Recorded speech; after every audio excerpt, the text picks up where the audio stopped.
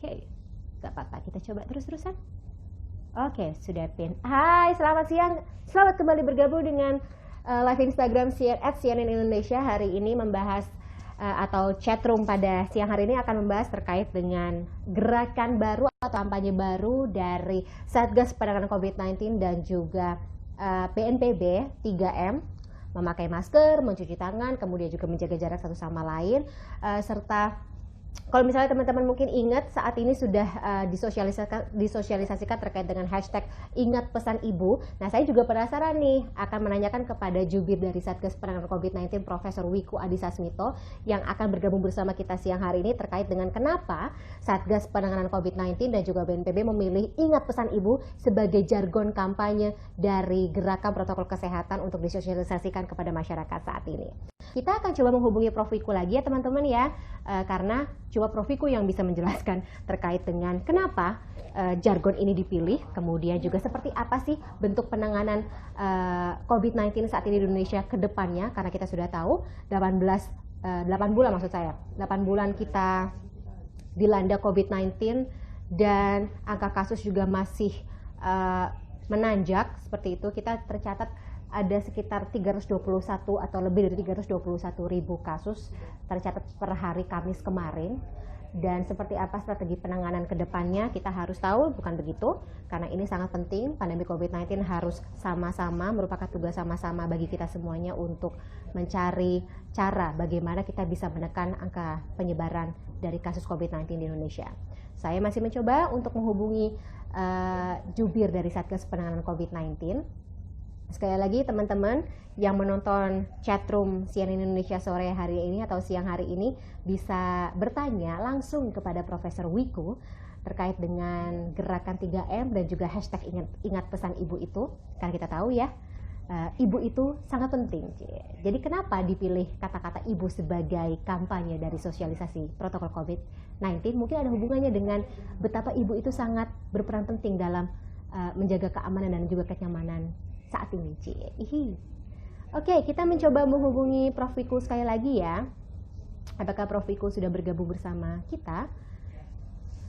Oke, kalau misalnya belum bergabung, kita cerita-cerita sedikit yuk. Kayaknya minggu ini cukup ramai ya. Teman-teman mungkin di luar sana ada yang tidak hanya berjuang untuk tetap hidup sehat, tetap survive setiap harinya, tapi juga mungkin ada yang turun langsung ke jalan ya kalau misalnya ikut demo atau seperti apa. Tapi harus tetap ingat bahwa kesehatan dimanapun kita dan apapun yang sedang kita lakukan pada hari itu. Oke, ini Prof. Wiku tampaknya sudah bergabung bersama CNN Indonesia yang ini. Oke, kembali lagi ya Prof. Wiku. Alhamdulillah. Sudah cukup stabil, Prof? Udah, sepertinya sudah stabil. Alhamdulillah. Oke, Prof.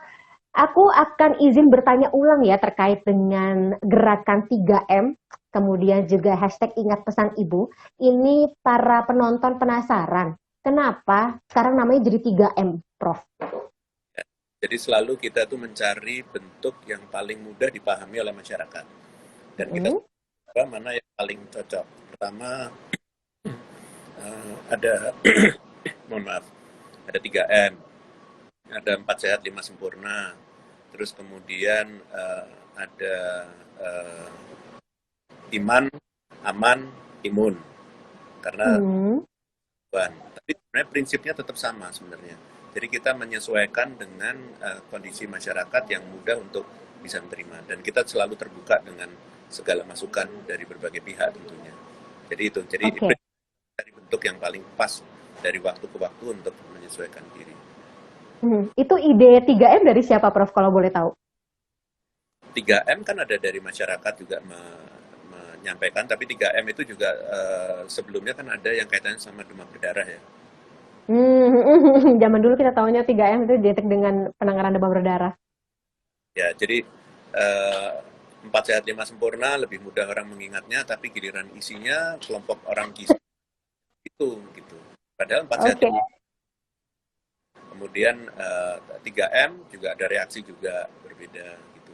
Tapi prinsip bahasa-bahasa yang kan pertama bahasa Inggris ya, social distancing. Nggak ngerti juga. Physical distancing mereka juga nggak ngerti juga, kan nggak semua orang bisa berbahasa Inggris, tergantung kelompoknya. Jadi kita harus pakai berbagai bahasa. Bahkan kalau di Jawa Tengah saya mau katakan, mungkin karena saya orang Jawa jadi saya ngerti, apa jaga jarak itu adalah cedak keplak gitu. Jadi kalau dekat dikeplak. Nah, kan? Nah, jadi hal-hal seperti itulah contohnya di Jawa Tengah. Mungkin kalau di tempat lain kan nggak cocok juga. Jadi itulah kita tuh bervariasi. Jadi kita harus bisa menyesuaikan. Karena bangsa kita bangsa besar. Kita bukan bangsa pulau negara kecil gitu seperti Singapura. Kita beda dan maka dari itu pendekatannya harus spesifik untuk setiap kelompok wilayah atau kelompok budaya sehingga betul-betul bisa cocok karena ini adalah perang panjang sebenarnya. Nah, kalau perang panjang harus bisa menemukan sesuatu yang bisa bertahan lama. Oke. Berarti dari Satgas Penanganan COVID-19 sendiri sudah bersiap ya, Prof, untuk menghadapi corona ini tidak hanya dalam jangka waktu dekat, tapi bisa dalam jangka waktu lama ke depan gitu ya, Prof ya? Ya. Oke, Prof, kalau misalnya yang hashtag ingat pesan ibu nih lagi banyak diomongin gitu. Pada penasaran kenapa sih kata ibu yang dipilih sebagai jargon kampanyenya? Karena di Indonesia ini kan dan semua paham lah, semua kan pasti berasal dari ibu, pasti memiliki ibu. Dan kita melihat mungkin kalau asalnya dari ibu, mau dia tua, mau dia muda, anak-anak pasti dia ingat dan mencoba atau melihatnya sebagai refleksi harus kepatuhan.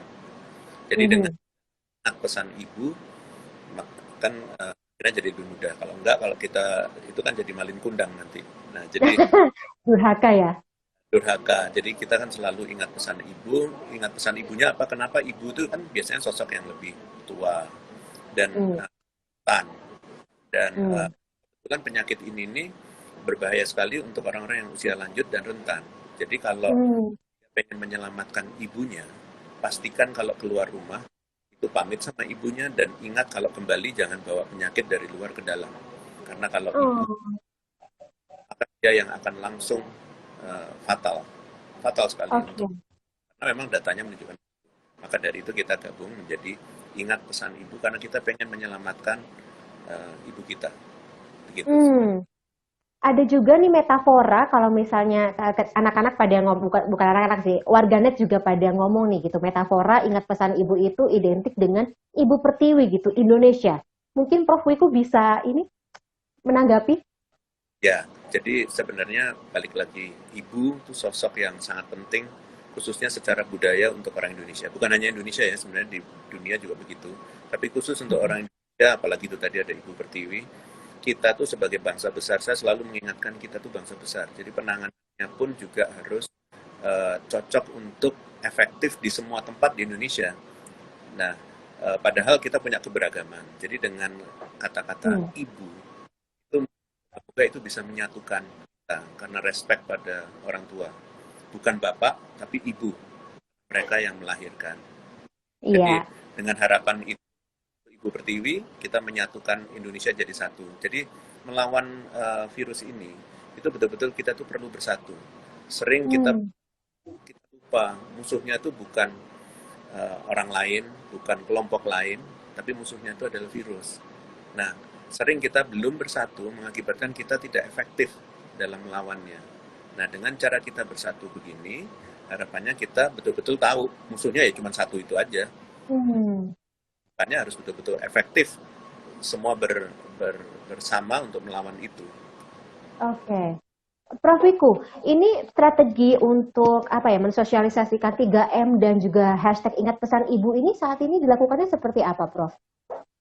Jadi dalam konteks media, jadi dengan adanya perubahan struktur organisasi dan adanya komite dan seterusnya, kita sekarang sudah mulai membuat bidang yang penting adalah komunikasi publik. Dan komunikasi publik kita bekerja sama dengan berbagai media dan juga dengan jurnalis dari seluruh Indonesia, jumlahnya cukup banyak, ribuan, 5.800 orang begitu. Dan kita sudah merekrut sekitar 4.700-an pada hari ini. Dan adalah para jurnalis yang dari berbagai tempat di Indonesia tadi dapat menerjemahkan berbagai pesan pemerintah ataupun yang penting untuk masyarakat sesuai dengan kondisinya masing-masing, sesuai dengan keadaannya pada saat waktu ke waktu ke depan ini.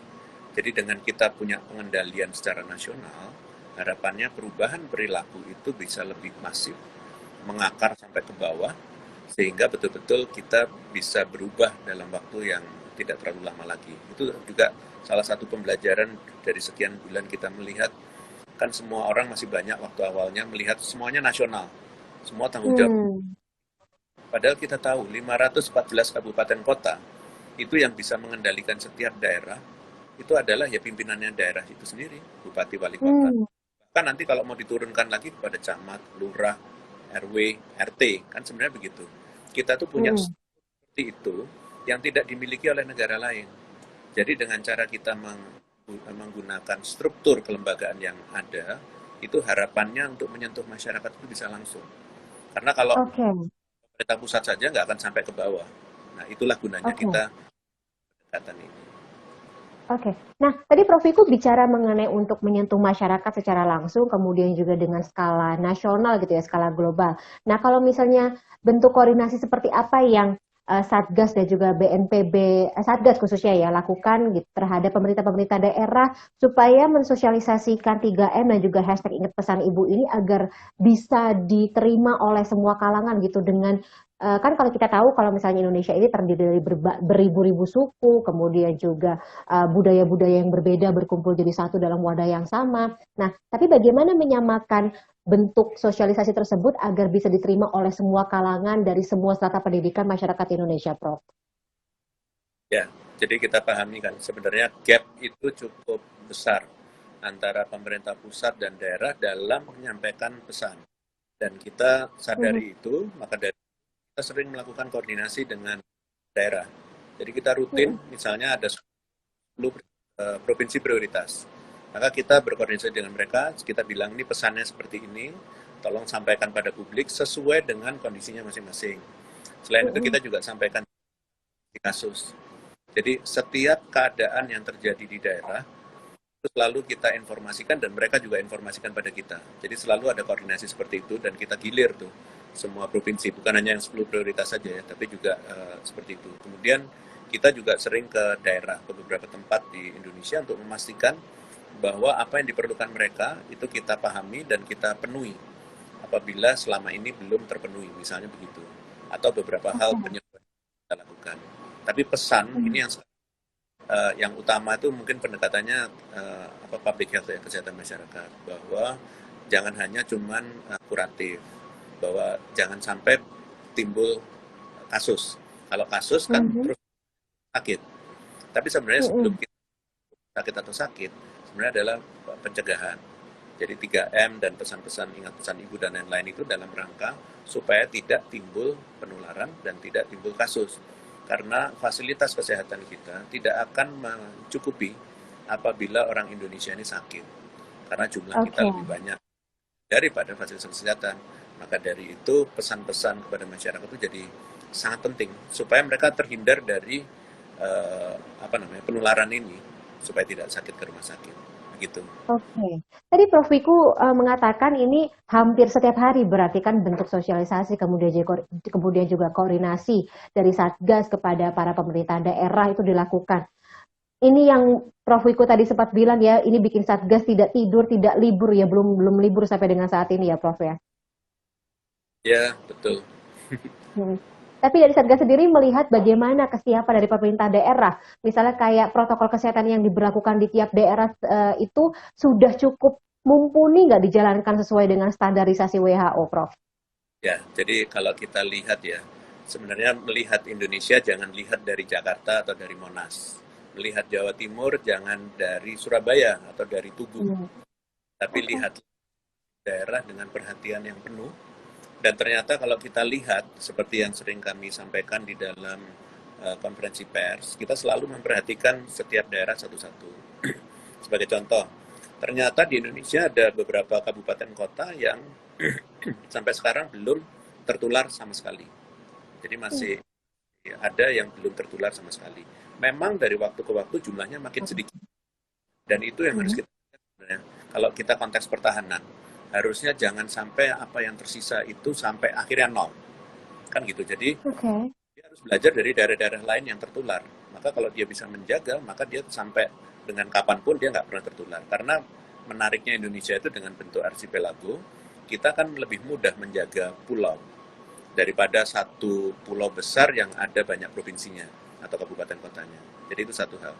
Yang kedua, ternyata di berbagai daerah situ ada kabupaten kota yang sebenarnya jumlah yang tingkat penyembuhannya, jadi yang sudah kena dan penyembuhannya 100%, cukup banyak juga kabupaten kota yang seperti itu.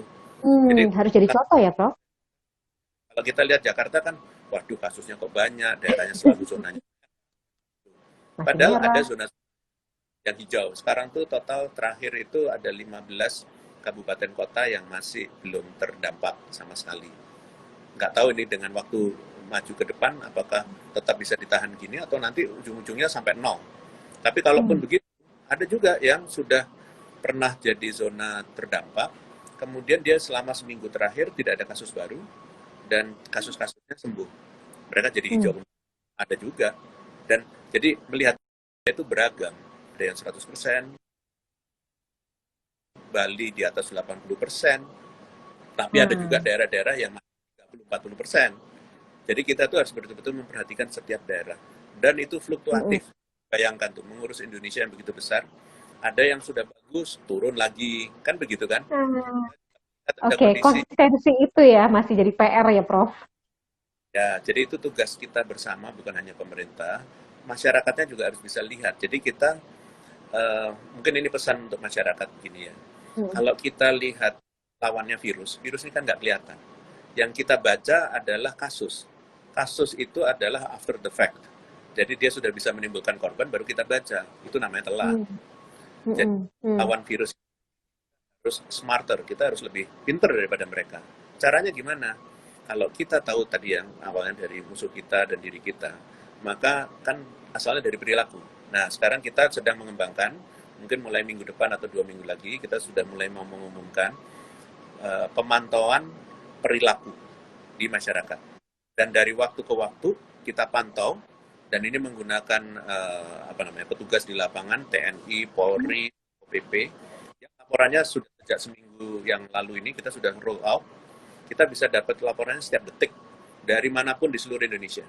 Jadi misalnya ada anggota mana, dia lihat di mall misalnya, dia foto saja, dia lapor. Dari 10 orang foto, 1 orang tidak pakai masker, langsung laporannya di situ, langsung kita terima. Dan harus hati-hati nih warga. Dan warga juga bisa melaporkan. Jadi dengan cara kayak itu, akhirnya kita bisa tahu daerah mana sih yang tidak aman, dan segera pemerintah daerah juga bisa langsung mengamankan situ. Mengamankan itu artinya kita promosi kesehatan dan seterusnya sehingga perilakunya mereka menjadi lebih baik. Itu adalah preemptif kan. Jadi kita tahu sebelum terjadi. Jadi nanti itu harusnya begini. Kalau kita zonasi ya, zona merah, oranye, kuning, hijau. Itu kan kasus. Berarti zona merah kasusnya banyak, pasti perilakunya pasti merah juga. Kan gitu. Mau itu di pasar, di mall, di sekolah, di apapun lah, di rumah tangga, RT RW juga nanti ada laporannya. Jadi semakin kalau kita balik sekarang, kita lihatnya dari perilaku, maka semakin daerahnya itu perilakunya baik ke arah kuning atau hijau, pasti kasusnya dengan berjalannya waktu pasti juga akan berubah menjadi kuning hijau. Jadi itulah caranya. Prof Wiku, kalau misalnya warga ingin melaporkan tindakan pelanggaran protokol kesehatan bisa menghubungi kemana kalau kayak gitu? Ya, itulah makanya sistem yang kita bikin itu otomatis akan memudahkan warga untuk juga melaporkan. Karena langsung lewat semua smartphone masing-masing ya, Prof? Ya, kan masanya awalnya kan sekarang kita mulai dari petugas TNI, Polri dengan Babinsa, Babinkamtibmas di semua daerah, Satpol PP juga laporan. Nanti ada relawan-relawan.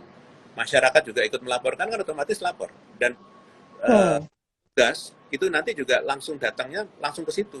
Karena langsung lokasinya langsung ketahuan. Misalnya ada laporan saat itu juga, petugas polisinya kalau mau menegakkan hukum ya langsung ke situ kan. Karena dapat. Jadi inilah inovasi yang kita lakukan dengan sekian lama itu kita belajar. Di dunia belum ada tuh. Semua melaporkannya, ini baru pertama kali juga saya bikin CNN sini, bahwa semua melaporkannya kan dari kasus. Nah, sekarang kita melaporkannya perubahan perilaku dan lokasinya real time di situ. Jadi kita Indonesia secara keseluruhan, Dan pimpinan daerah, mau itu gubernur, bupati, wali kota, dia bisa melihat daerahnya sendiri. Jadi kalau gubernur melihat seluruh kabupaten kota yang ada di tempat, di mana letaknya pada 1 menit yang lalu, di mana terjadi pelanggaran, dia tahu dan bisa langsung saat itu juga. Kalau nggak mengintervensi pun juga ketahuan juga kan. Nah jadi semua, begitu juga atasannya punya anak buah melakukan kegiatan, mereka juga akan tahu kemana saja mereka pergi dan melaporkan dan fotonya mana. Jadi itu nanti seperti kayak Instagram juga. Jadi langsung bisa kelihatan, fotonya langsung bisa kelihatan. Nah jadi kita nggak ini. Waduh, ini kalau misalnya selebriti paparazzi di mana-mana, kita semuanya harus berhati-hati nih untuk melakukan segala macam hal ya, terutama untuk teman-teman yang masih sering melanggar protokol kesehatan, maskernya melorot sedikit ya Pak ya, terus kemudian juga berdiri deket-deketan sama sesamanya gitu ya Pak ya. Nah kalau misalnya mungkin bisa dibocorkan sedikit nih Prof Wiku, aplikasinya apa namanya Prof? Nah, aplikasinya namanya BLC, Bersatu Lawan BAJ. BLC. BLJ, singkatan dari apa Prof? BLC, Bravo 5 Charlie. Bersatu, Bravo 5. bersatu lawan COVID. Bersatu lawan COVID. Itu nanti akan ada di aplikasi smartphone masing-masing ya Prof ya? Terutama di Android yang bisa, karena memang pengguna Android lebih banyak, sehingga kali untuk di download, terutama sementara ini masih untuk petugas. Jadi tinggal melihat hasilnya. Kita kembangkan juga untuk relawan dan seterusnya, untuk bisa, kan masyarakat itu berarti kan relawan ya, dengan melaporkan lebih nanti akan kita bisa lihat kondisinya bagaimana keadaan. Rencananya diluncurkan kapan Prof? Insya Allah minggu depan. Alhamdulillah, cepet juga nih Prof. Ya kan soalnya nggak pernah tidur itu tadi kan. Ya ampun, ini teman-teman dari Satgas harus terutama juga Prof Wiku dan juga teman-teman yang ada di garda depan ini harus semakin ketat lagi yang memperhatikan kondisi kesehatan ya Prof ya. Tapi alhamdulillah so far aman-aman aja ya Prof. Aman karena mempraktekkan itu tadi, selain pakai 3M tadi, olahraga, itu harus cukup dan gizinya juga harus baik. Selama imunitas kita tinggi, kemungkinan untuk tertularnya kan jadi kecil. Siap Prof, noted. Anyway, Prof Wiku juga aku mau penasaran nih saya juga mau nanya soal kelanjutan pengadaan, kemudian juga penambahan alat kayak kebutuhan medis, seperti pengadaan vaksin sekarang Prof, gimana keterusannya? Terus kemudian juga terakhir itu soal alat tes berbasis antigen dari WHO. Itu so far seperti apa Prof perkembangannya? Ya, jadi sama dengan hal yang tadi saya sampaikan tentang perubahan perilaku ya, kampanye. Begitu juga dengan alat deteksi. Kalau kita lihat, pertama ada RT-PCR, mesin lab yang jumlahnya terbatas dari 374 laboratorium se-Indonesia, baik itu RT-PCR maupun ada alat namanya TCM, tes cepat molekuler. Itu sudah di 374. Jadi bayangkan dalam 7 bulan kita sudah bisa bertambah seperti itu, dan semuanya tidak harus di Kementerian Kesehatan. Ada di kementerian lembaga lainnya, sekitar 12 kementerian lembaga lainnya, sehingga total laboratoriumnya seluruh Indonesia seperti itu. Sehingga kemampuan tesnya kita meningkat. Kemudian itu menggunakan screeningnya, kita menggunakan rapid test antibody. Dan WHO sekarang sudah rekomendasikan ada rapid test dengan antigen, sehingga hasilnya juga lebih cepat mendeteksi virusnya langsung. Itu juga suatu kemajuan. Kemudian di Kanada juga sudah mengembangkan inovasi baru yang disebut Genos, yang bisa mendeteksi orang itu terinfeksi atau tidak dengan cara menganalisis nafasnya.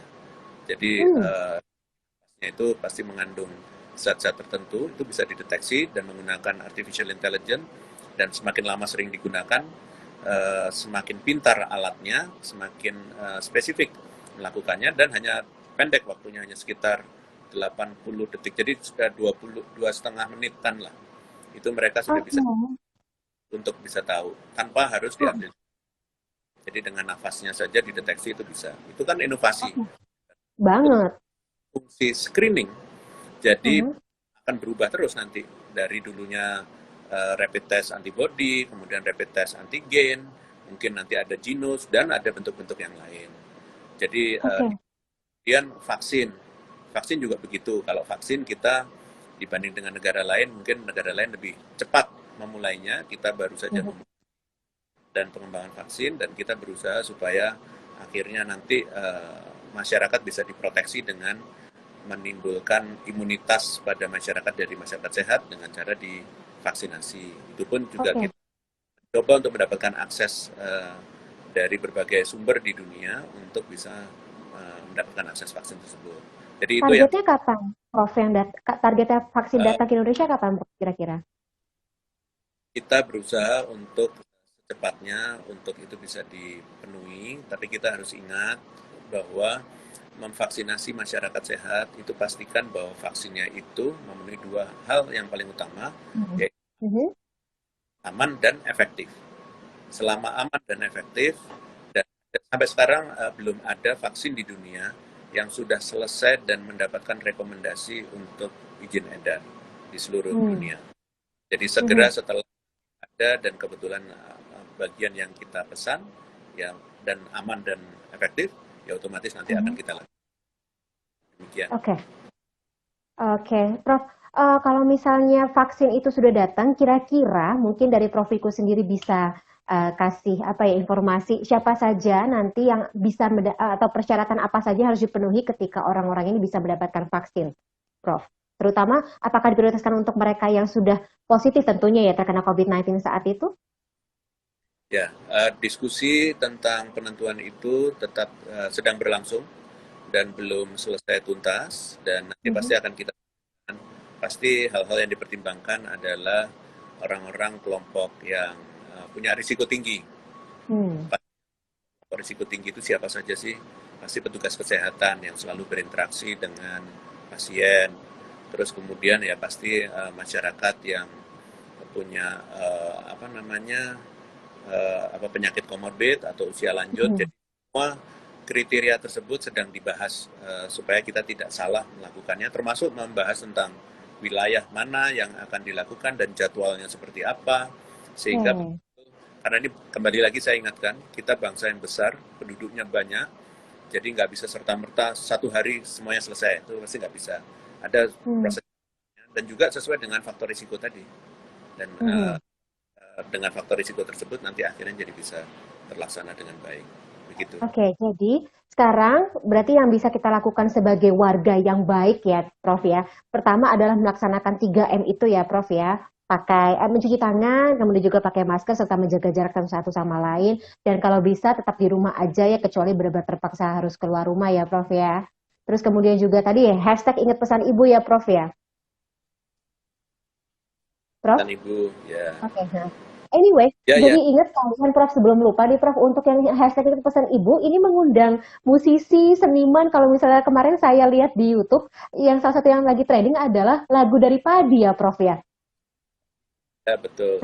Ya. Oke, ini kenapa Padi Prof yang dipilih sebagai brand ambassador dari hashtag ingat pesan ibu, jajan band favoritnya Prof Wiku ya? Makanya tadi saya minta Mbak untuk nyanyi sebentar aja. Aduh, suka saya jelek Prof. Prof aja yang nyanyi boleh, Prof Wiku. Ini kan sebenarnya banyak sekali masyarakat yang kelompok milenial dan mereka senang itu. Makanya jadi kita tuh sebenarnya betul-betul mencoba mentarget kelompok-kelompok sesuai dengan mana yang populasi besarnya supaya mudah untuk mengena. Dan kita tahu sebenarnya yang menularkan paling banyak itu karena aktivitas mobilitasnya tinggi, itu kan anak-anak muda. Anak-anak muda seperti itu dan ingat ibunya, kan dua-duanya dapat tuh. Yang mobilitas menularkan yang tinggi itu adalah anak muda, terus pakai ingat pesan ibu, karena mereka pasti kan masih sangat ingat dengan ibunya pastinya, hormat. Nah, maka dari itu, moga-moga itu efektif, gitu. Ini sekalian nih untuk ibu-ibu di rumah juga ya, ibu-ibu di luar sana berarti harus semakin gencar nih ngasih pesan pakai 3M itu ya Prof ya. Kalau misalnya bukan orang di luar sana yang mengingatkan atau kampanye-kampanye ini, mungkin kalau misalnya ibu-ibu yang ngingetin ya, yang marahin kampanye pakai 3M itu ya, menjaga pakai masker, mencuci tangan sama jaga jarak, mungkin anak-anaknya inget ya, jadi nurut gitu ya Prof ya. Harusnya begitu. Jadi kalau ibu-ibu makin sadar tentang itu dan mengingatkan anak-anaknya kan mulainya dari keluarga sebenarnya. Jadi kalau kita Betul, start, orang tuh pasti punya keluarga. Kalau kita mulai dari betul. hanya bergerak seperti itu, insya Allah harusnya efektif untuk mengenai semua semua pihak. Apalagi ibu itu peran yang sangat penting sekali di dalam rumah tangga. Iya, kalau orang zaman dulu bilang surga di bawah kaki ibu ya Prof ya, mungkin bisa jadi motivasi. Ya, Oke, Prof Wiku ini terakhir Prof. Kira-kira selain, sorry, kita kalau misalnya bicara mengenai kampanye 3M dan juga hashtag ingin pesan ibu, ini kira-kira dari Satgas ke depannya akan ada strategi baru seperti apa? Mungkin kerjasama dengan band atau seniman atau dengan tokoh siapa lagi nih Prof kira-kira yang bisa jadi bentuk sosialisasi yang lebih besar gitu untuk menggalakkan pesan ibu dan juga 3M ini Prof. ya, jadi sambil kita menjalankan yang pesan ibu ini, kita juga terus mengidentifikasi kelompok-kelompok yang cukup besar, apakah itu kelompok masyarakat atau kelompok agama, bahkan nanti kelompok musik, artis juga banyak sekali yang kerjasama dengan kami, dan kami harapkan siapapun yang memiliki followers banyak, jutaan, puluhan juta, nah itulah yang Hmm, supaya betul-betul kita ini bekerja sama. Makanya tadi kita kan bilang kita harus bersatu. Kalaupun yang hmm, menggunakan sosial media itu satu kelompok, tapi juga ada juga kan yang tidak menggunakan sosial media di grassroots, hmm, kelompok pesantren. hmm. Nah, itu juga sasar juga karena Oke. kembali lagi kita habis seluruh kelompok masyarakat yang ada di Indonesia dimanapun itu berada dan betul-betul Mhm. pesan ini mereka sedang menghadapi apa. Karena kita tahu dari survei BPS yang kita lakukan, ternyata masih ada 17% masyarakat Indonesia yang sangat merasa bahwa mereka tidak akan mungkin terkena oleh COVID. Nah, keyakinan yang Hmm, seperti ini kan padahal kasusnya banyak berkelimpangan di mana-mana di seluruh dunia hmm, termasuk di Indonesia. Masih hmm, ada 17%. Berarti itu kan kita belum mampu menyentuh mereka atau sudah mhm. tersentuh tapi mereka. Dan ini Oke. adalah tugas siapa? Tugas kita semuanya sampai mereka betul-betul yakin dan mampu mempertahankan. Karena kalau ada bobol satu saja, virus ini nih Hmm, sangat jahat. Virus ini mhm. tinggal saja. Siapapun yang nggak siap, lemah, disitulah dia masuk. Maka dari itu Mhm. sebelum kejadian kasus atau biasanya kita gambarkan kasus, kita sekarang mau gambarkan perilaku. Nah, mudah Hmm, dan itu tadi makin lama makin kecil dan nol, dan perilakunya masyarakat meskipun dia sudah percaya tapi nggak teledor itu harusnya makin, hmm. dan kalau itu makin banyak harusnya kita bisa terkendali begitu. Oke. Baik. Prof, semoga dengan adanya kampanye 3M dan juga ingat pesan ibu ini, kalau misalnya kita ingat pesan ibu, kita harus bisa menjalankannya dalam keseharian kita ya, dan para orang-orang yang dipercaya untuk bisa mensosialisasikan ini juga bisa memberikan contoh ya kepada seluruh lapisan masyarakat betapa pentingnya menjalankan 3M ini sebagai garda terdepan dalam menekan angka kasus penyebaran corona di Indonesia ya, Prof. Ya, Baik. Terima kasih banyak Prof. Wiku atas informasinya yang sangat insightful pada sore hari ini. Semoga bisa menjadi pengingat dan juga motivasi teman-teman di luar sana ya Prof agar tidak teledor, tidak abai dalam menjalankan protokol kesehatan COVID-19 ya Prof ya. Prof Wiku ya. sehat-sehat ya Prof ya. Kita mendoakan Prof Wiku dan juga teman-teman di Satgas COVID-19 sehat semuanya. Tugasnya sangat berat ya Prof ya. Kita doakan agar lancar ke depannya ya Prof. Terima kasih banyak Mbak. Baik. Ya, terima Sama-sama kasih kita yang CNN. terima kasih, Prof. Mhm.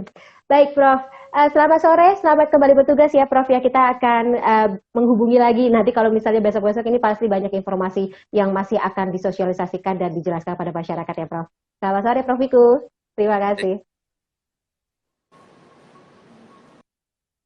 Oke, tadi kita sudah mendengarkan sebuah wejangan, kemudian juga sosialisasi dari gerakan terbaru, berarti gerakan protokol kesehatan tetap harus dijalankan, tapi namanya kali ini adalah 3M tadi, mencuci tangan dengan baik dan benar, memakai masker, kemudian juga menjaga jarak kalau kita harus keluar rumah. Sebenarnya tidak keluar rumah pun juga kita harus jaga jarak ya di dalam rumah, dimanapun kita harus jaga jarak ya.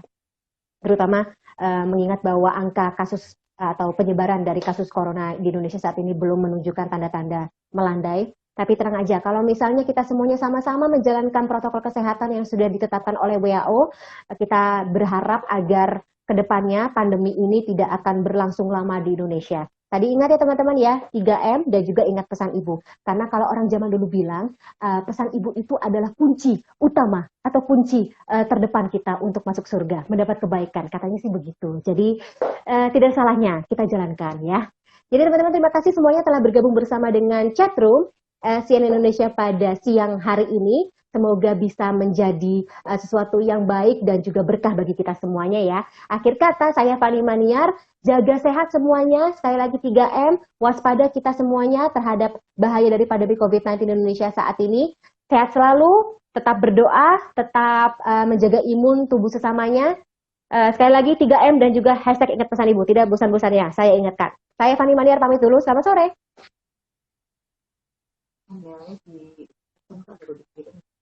Jadi gimana nih?